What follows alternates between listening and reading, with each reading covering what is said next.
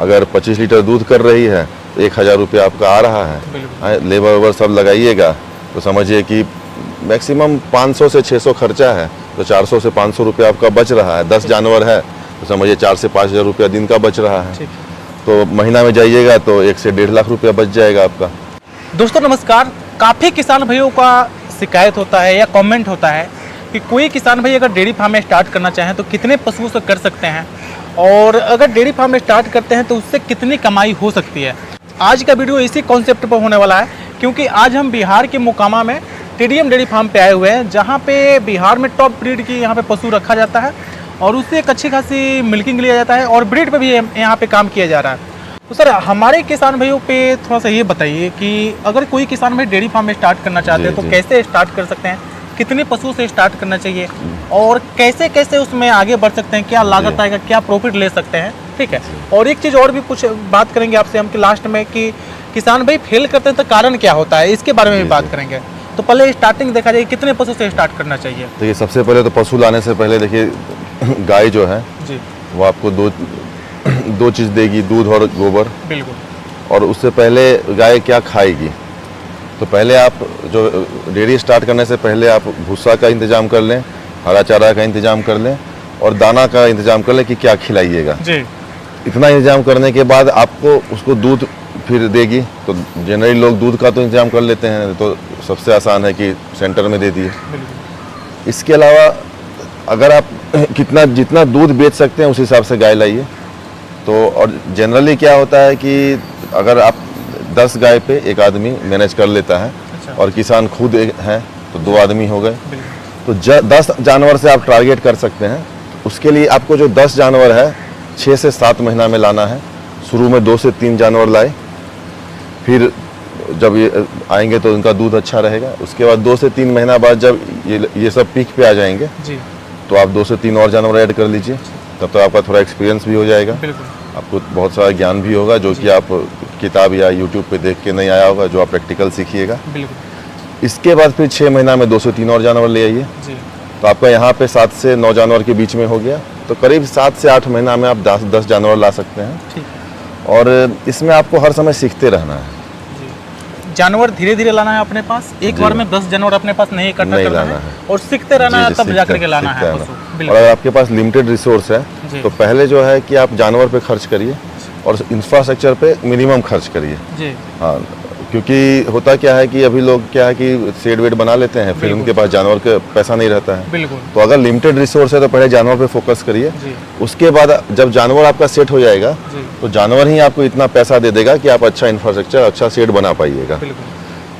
तो जैसे आप शुरू में जानवर लाए तो आपका 7 से 8 महीना में आप फोकस ये होना चाहिए कि पहला जानवर जो आप लाए थे 6 महीना के अंदर वो सब प्रेग्नेंट हो जाए। क्योंकि अगर वो प्रेग्नेंट नहीं होगी तो 5 से 6 महीना उसका दूध भी घटेगा और जितने जैसे जैसे लेट होते जाएगी दूध घटते चला जाएगा और आपका जो पूंजी जो लगा हुआ था शुरू में वो आपका डेड होते चला जाएगा।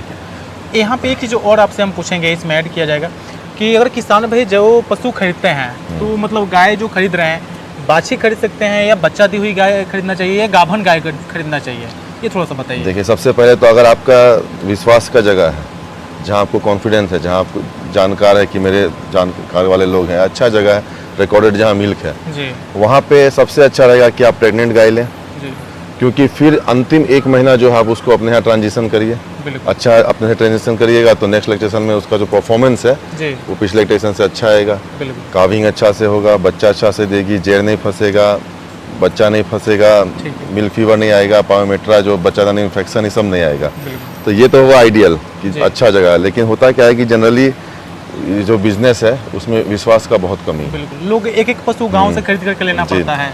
हाँ, तो गाय में देखिए 3 ही चीज सत्य है जी। सबसे पहला सत्य है कि दूध कितना कर रही है। तो दूध तो बच्चा देने के बाद करेगी।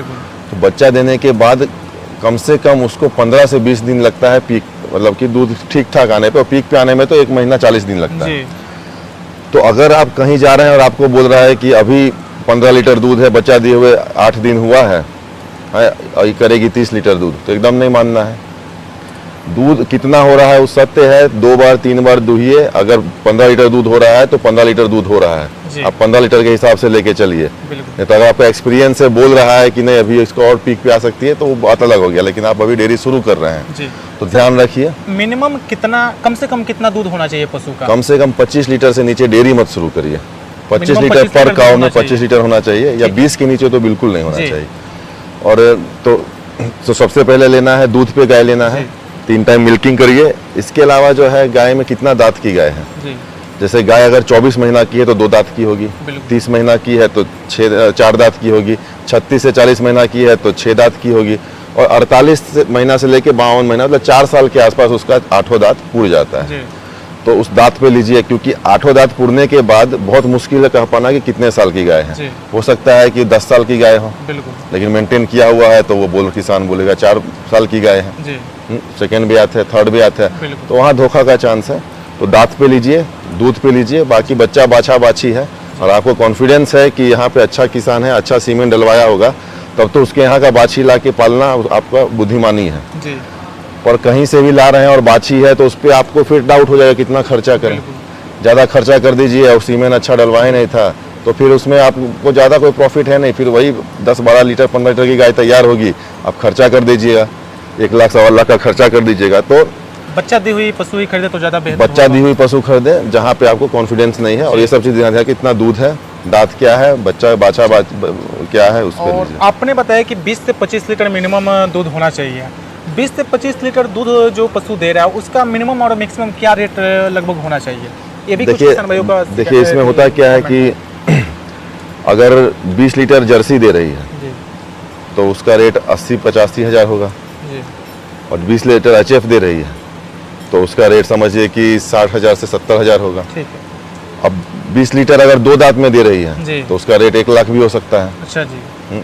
20 लीटर अगर दांत पुर गया है तब दे रही है जी। तो उसका रेट 55 हज़ार 50 हज़ार भी हो सकता है। बिल्कुल।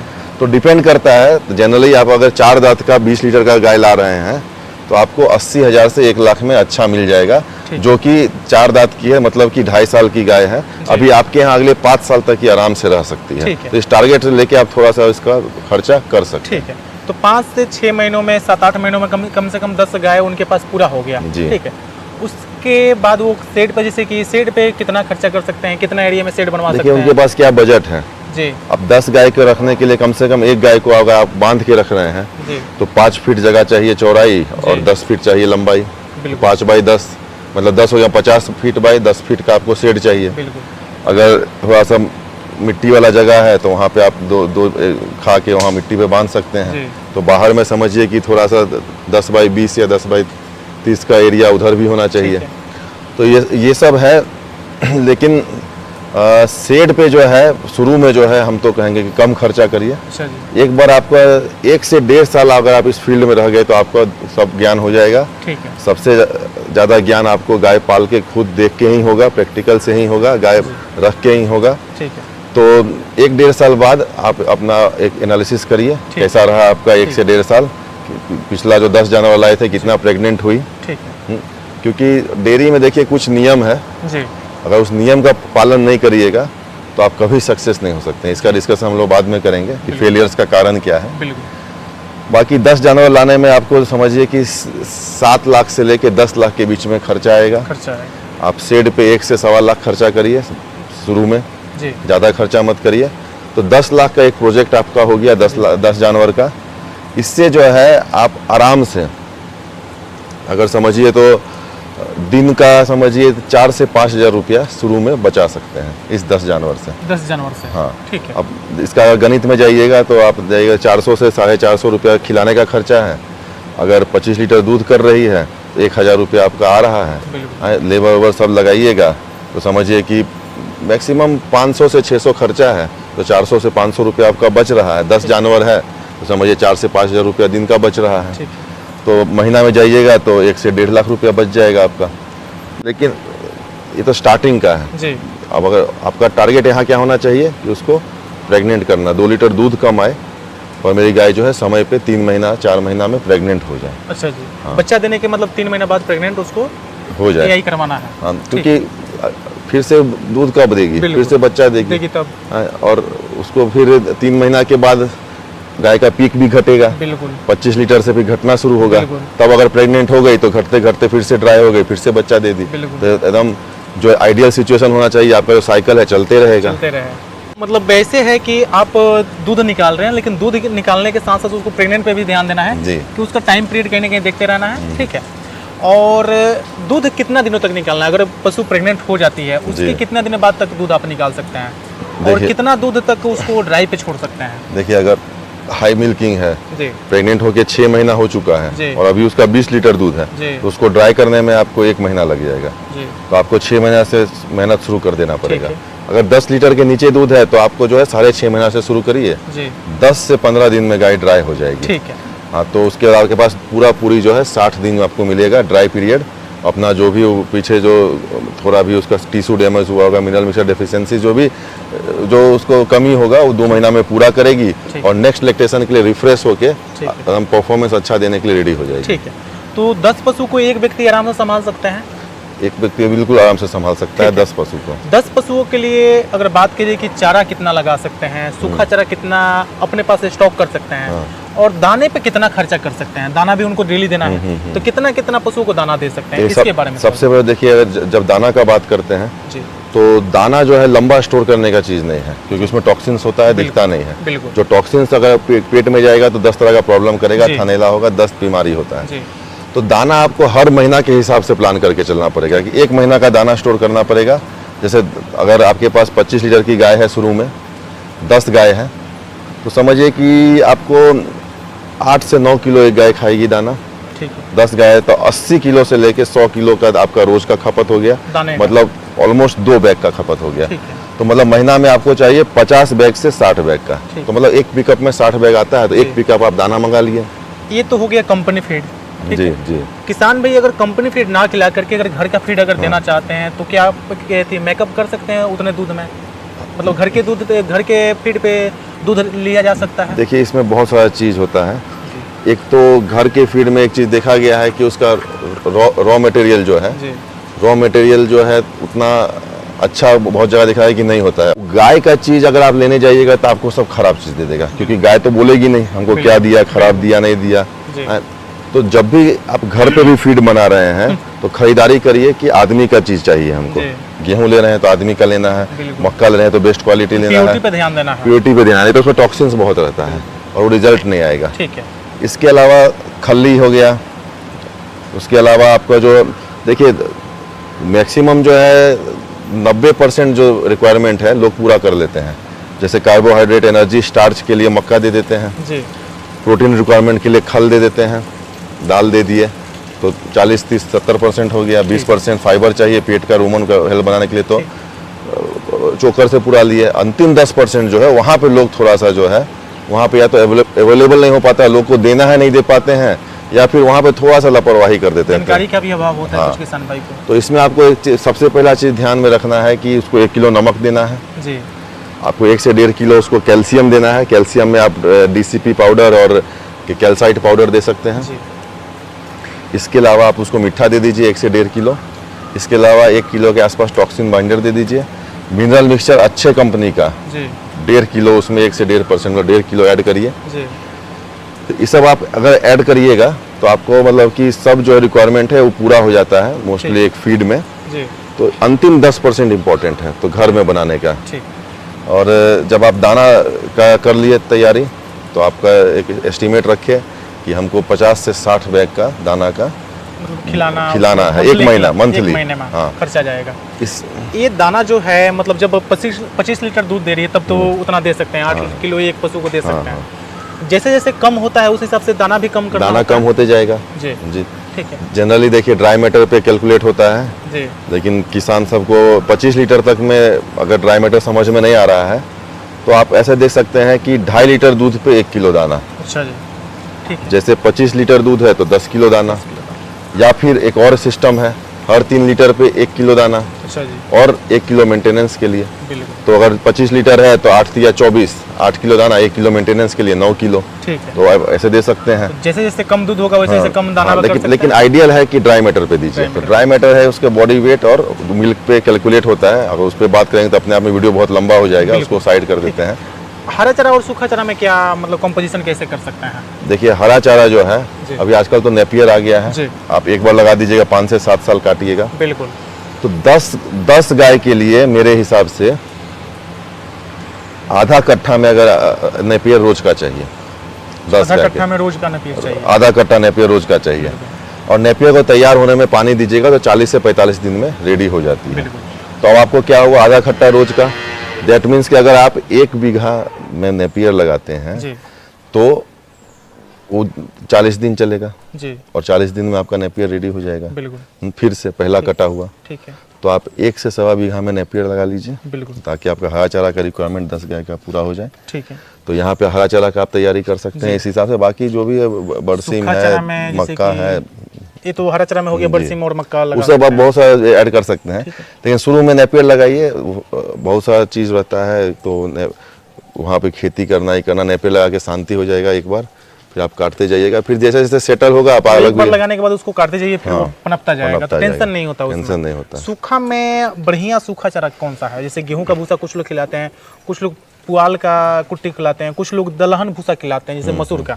इस सभी में मतलब बढ़िया भूसा किसको माना जाए सूखा चारा? देखिए सबसे बढ़िया जो भूसा बोला जाता है दलहन के भूसा को। जी लेकिन वो आता है कॉस्ट पे। जी, अभी अगर आप जाइएगा तो मिनिमम 10 रुपए किलो बिल्कुल पड़ता 10 है। रुपए किलो अभी पड़ रहा है। और अगर थोड़ा सा अभी अब आ जाइएगा तो अभी 10 में भी आपको मुश्किल है। जी अभी 10 से 12 हो जाएगा। अच्छा जी। ठंडी आते आते ही 12 से ऊपर ही मिलता है। ठीक है। तो ये कॉस्ट आता है, आपको कॉस्ट लगता है। बिल्कुल। लेकिन होता है क्या, दलहन के भूसा में थोड़ा सा जो है बिल्कुल थोड़ा सा न्यूट्रिशन रहता है, जी। और थोड़ा सा दाल का पार्ट भी आ जाता है, तो बिल्कुल, बिल्कुल। न्यूट्रिशन रहता है। ठीक है। लेकिन इसमें एक ध्यान रखना है, खेत से लेके आए तुरंत खिलाइएगा। इसमें 8 से 10 बार भी पेस्टिसाइड का छिड़काव होता है दाल के फसल पे। अच्छा जी तो अगर आप तुरंत अगर दलहन का भूसा खिला दीजिएगा, सबको जो है गोबर में ब्लड आने लगेगा, जी। गोबर पतला हो जाएगा, ब्लड आने लगेगा। अच्छा जी। तो ये ध्यान रखना है कि दलहन का भूसा जब बारिश का सीजन शुरू हो जाए, 1-2 बारिश हो जाए, नमी से जब इसका पूरा जो पेस्टिसाइड है निकल जाए, जी। उसके बाद ही खिलाएं। ठीक है। नहीं तो खूनी दस्त जो बोलते हैं उसका शिकायत आ सकता है।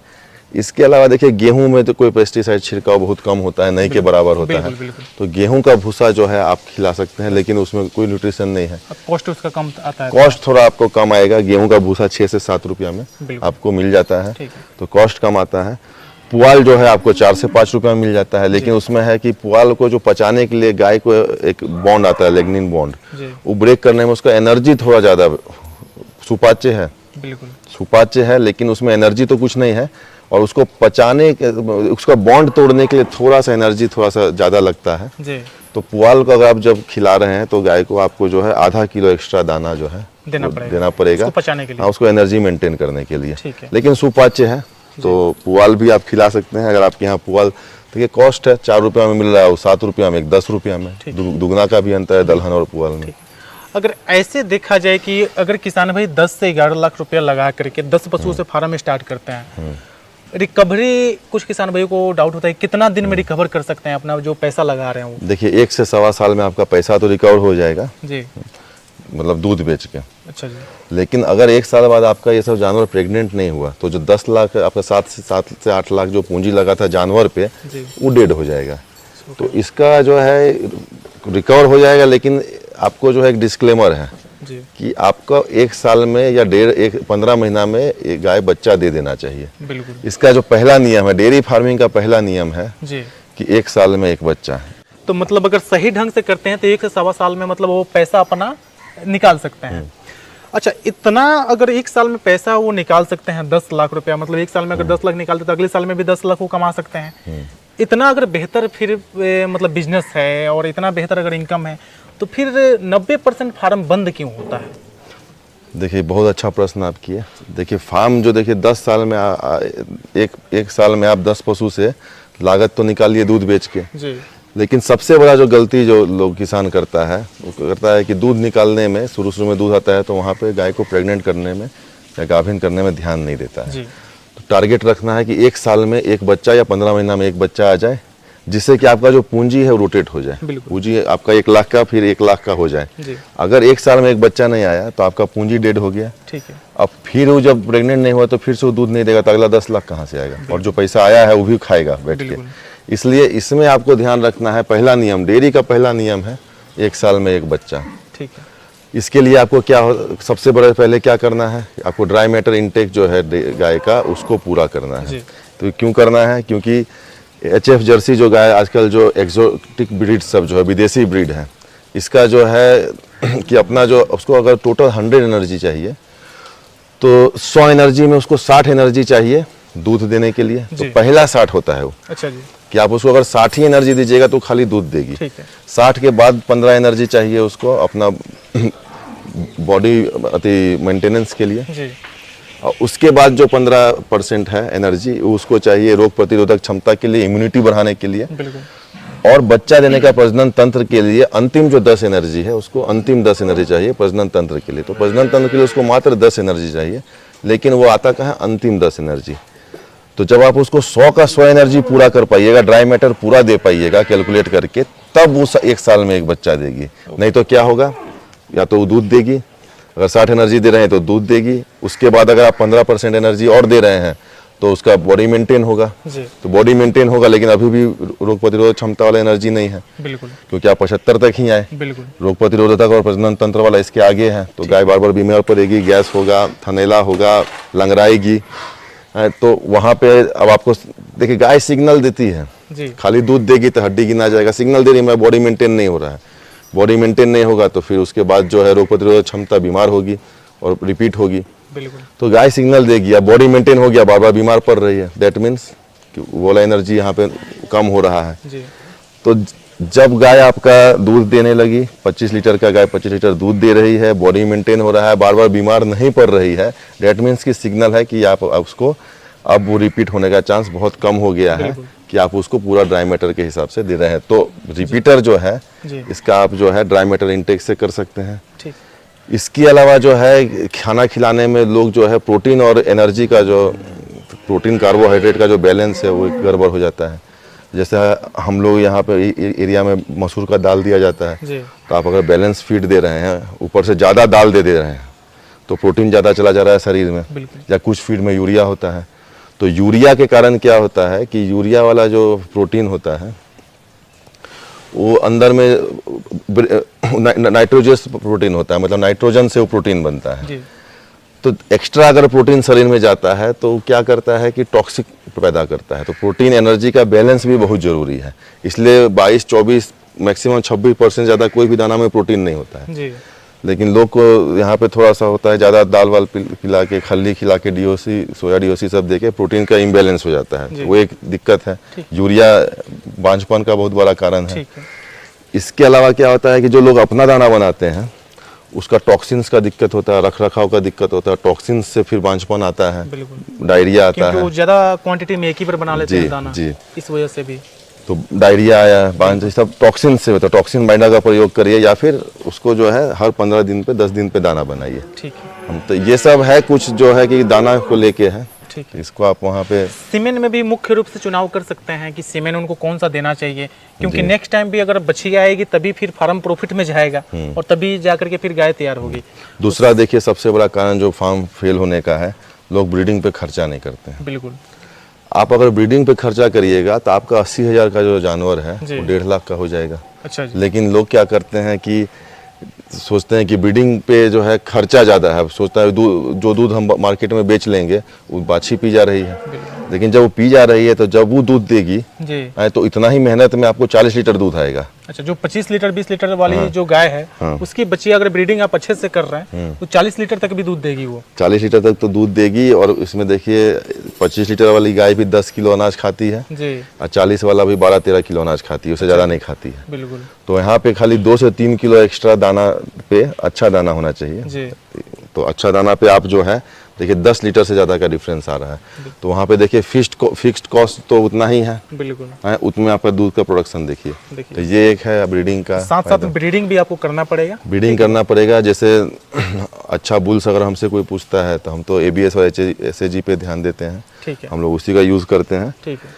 तो HF में अगर आप जाइएगा तो अरमड़ा हो गया, हैमर हो गया, स्पाइक हो गया, स्ट्राइकर हो गया, ब्रूट हो गया। जी थोड़ा सस्ता में जाइएगा तो पाइपर हो गया, हॉटस्टार हो गया, 100 रुपये का सीमेंट ही सब है, PKC हो गया, ओके ब्रावो, ABS का ब्रावो हो गया, जी इस सब पे आप जा सकते ठीक हैं। इसमें से 100 रुपये का सीमेंट का भी अच्छा रिजल्ट है। बुल थोड़ा पुराना है तो 100 रुपया में दे रहा है, जी। इसका ये मतलब नहीं है कि बुल खराब है, जी पुराना बुल है। ठीक है इसके बाद क्या है कि आप SAG में जाइएगा तो 170 रुपया में 40 116, 40 120, 40 128, 40 432, 40 433, ये सब अच्छा बुल हो गया SAG में। ठीक है इसके बाद जर्सी में आप जाइएगा तो बिग शॉट हो गया ABS में, big shot, Trent, Romeo, Jig, Preet, Neymar, ये सब पुराना है लेकिन इस सब से भी आप कर सकते हैं। जी इसके अलावा SAG में जर्सी में जाइएगा तो 21035 हो गया, 40 138 हो गया, 40 156 हो गया, 5066 हो गया। ये सब जर्सी में अच्छा बुल है SAG में, तो ये सब आप कर सकते हैं। मतलब अच्छा रिजल्ट, मतलब ये सब देखिए 170 रुपये का SAG वाला सीमेंट जी है।